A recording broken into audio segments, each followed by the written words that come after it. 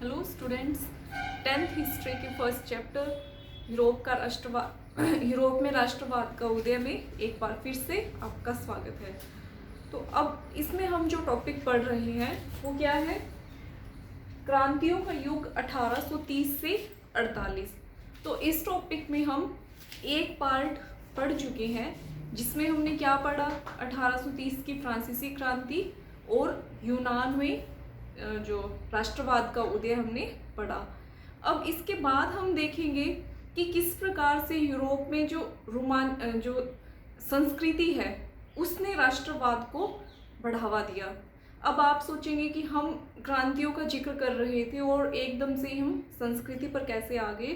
तो यूरोप में जो राष्ट्रवाद की भावना फैली उसको अच्छे से समझने के लिए हमें ये संस्कृति वाला टॉपिक समझना बहुत ज़रूरी है कि संस्कृति ने किस प्रकार से यूरोप में राष्ट्रवाद की भावना को फैलाने में महत्वपूर्ण भूमिका निभाई।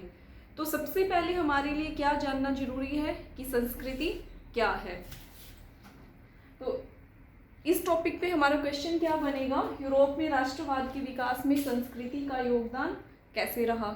आगे इसके हम 3 सब पार्ट्स पढ़ेंगे, तो उन 3 सब पार्ट्स पे भी हमसे शॉर्ट क्वेश्चंस पूछे जा सकते हैं। तो सबसे पहले आइए देखते हैं संस्कृति क्या है। संस्कृति किसे कह सकते हैं हम? कला, साहित्य, संगीत प्लस हमारी जो परंपराएं और विचारधाराएं हैं, इन सबको मिला करके इनका मिक्सचर क्या कहलाता है? संस्कृति या कल्चर कहलाता है। यानी कि आर्ट, लिटरेचर, म्यूजिक, हमारी जो ट्रेडिशंस हैं, बिलीफ्स हैं, इन सबको मिला करके जो बनता है उसे हम क्या कहते हैं? हमारी संस्कृति कहते हैं। तो इस संस्कृति ने यानी कि इन चीज़ों ने किस प्रकार से यूरोप में राष्ट्रवाद को बढ़ावा दिया। तो राष्ट्रवाद का विकास केवल युद्धों से और क्षेत्रीय विस्तार से ही नहीं हुआ, बल्कि संस्कृति ने भी इसमें महत्वपूर्ण भूमिका निभाई। तो संस्कृति ने इसमें क्या भूमिका निभाई, इसको हम 3 अलग अलग हेडिंग्स में पढ़ेंगे। जो फर्स्ट हेडिंग होगी हमारी वो क्या होगी? रोमानीवाद या रोमांटिसिज्म। तो आइए देखते हैं कि रोमानीवाद क्या था। इसमें रोमांटिसिज्म क्या है? ये एक सांस्कृतिक आंदोलन था जो कि यूरोप में 1800 से लेकर के 1890 के बीच में ये चला था। ये एक सांस्कृतिक आंदोलन था, जैसे कि हम यह संस्कृति का ही जिक्र कर रहे हैं, तो ये संस्कृति से संबंधित आंदोलन था। और इसने क्या किया? एक विशेष तरीके से राष्ट्रवाद की भावना को बढ़ावा दिया। विशेष तरीका कैसे था? इसने काव्य यानी कि कविताएं, पोइट्री, कहानियां, स्टोरीज, संगीत, म्यूजिक, नृत्य, डांस, इन आर्ट फॉर्म्स के जरिए, इन जो कला के जो प्रकार है, इनके जरिए इसने राष्ट्रवाद के विकास में महत्वपूर्ण अपना योगदान दिया। और रोमांटिसिज्म की या रोमानीवाद की क्या विशेषता थी कि इसने तर्क, वितर्क और विज्ञान की आलोचना की।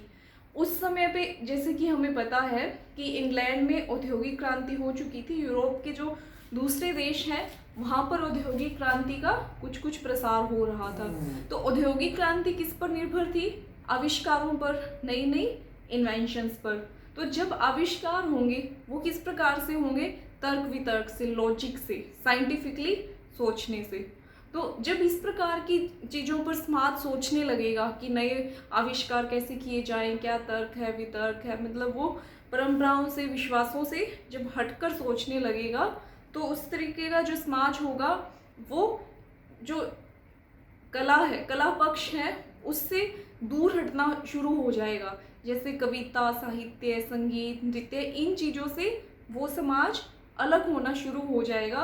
तो इसी आधार पर ये जो रोमांटिसिज्म है, रोमानीवाद है, जो नई विचारधारा आई, इसने क्या किया?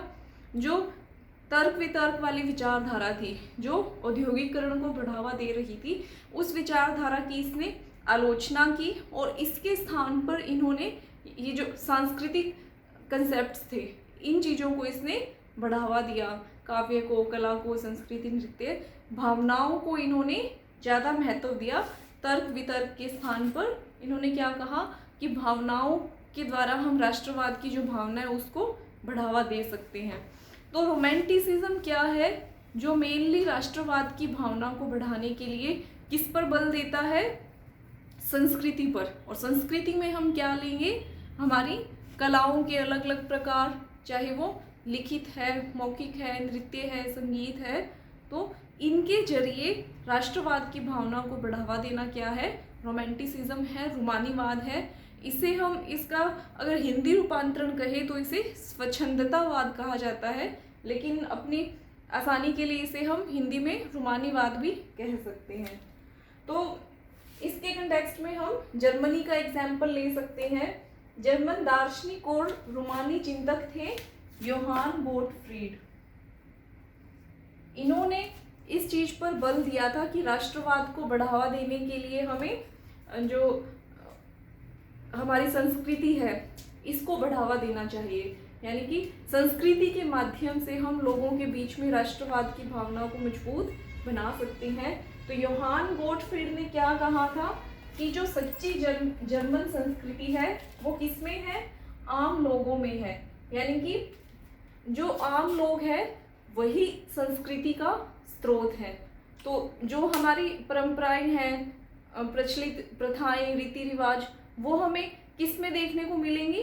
आम लोगों में देखने को मिलेंगी। और इन्होंने कहा कि जो हमारी संस्कृति के दूसरे प्रकार हैं, कविता, कहानियाँ, नृत्य, संगीत, ये सभी हम आम लोगों में इनको ढूंढ सकते हैं।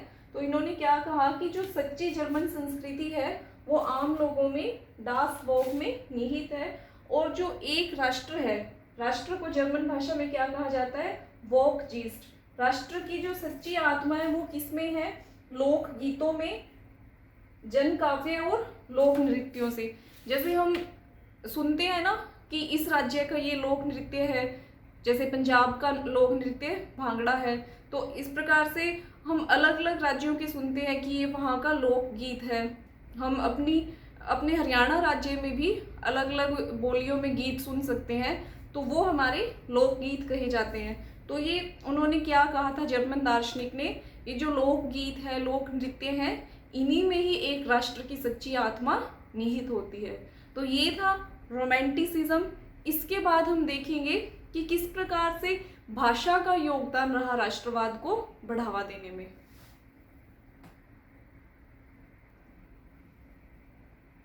तो जो दूसरा पॉइंट है वो हमारा है भाषा। भाषा का एक सांस्कृतिक टूल के रूप में राष्ट्रवाद को बढ़ावा देने में क्या योगदान रहा। तो भाषा लोगों को जोड़ने का एक बहुत बड़ा माध्यम हो सकती है। यहाँ हम इस चीज़ को पोलैंड के एग्जाम्पल से समझेंगे। तो पोलैंड क्या था? उस समय पे रूस के अधीन था, रूस का गुलाम था ये। और रूस ने फिर क्या किया, जो